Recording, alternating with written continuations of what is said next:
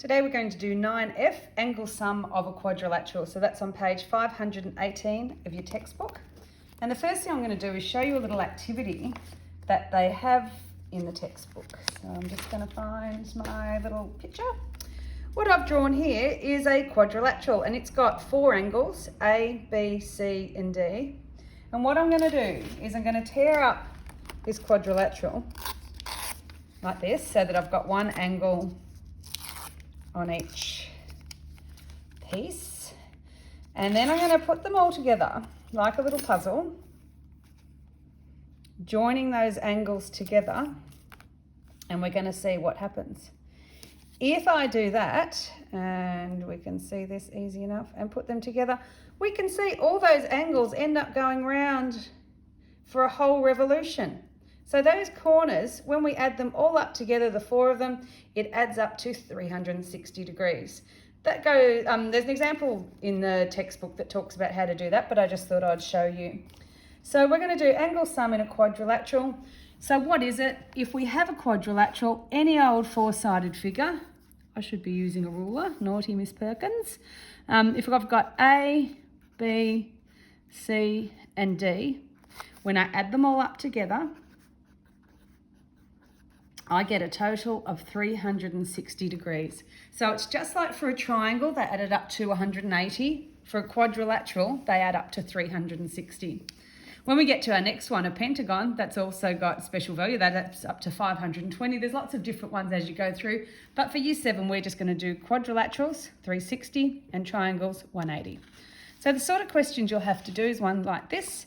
Find the value of A. So we look at this and we know if we add A to 60 and to 70 and to 90, because we remember that is a right angle, 90 degrees, we need to get them all to add up to 360. So what I'm going to do is put the numbers together, and that gives me 220, because that's 60 plus 70 plus 90. So what do I need to add to 220 to get 360? So you can think, what's 360 take 220? You can work it out whatever way you like, but it ends up being 140, because if I add 140 plus 220, I get 360. So that means that this angle A is 140, and if I look, it looks about right because it's an obtuse angle.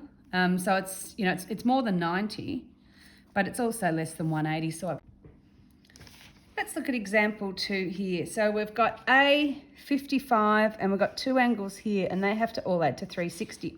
So if I know this is 140, then this must be 40 because this is on a straight line. So 140 plus 40 gives me 180. That's how we can work out this one. I also can work out this one because the whole way around here is 360 degrees. So if this is 160, this side must be 200. So now if I look at my inside angles, if I add 40 plus 200 plus 55 plus A, I have to get the total of a quadrilateral 360. So this gives me 295.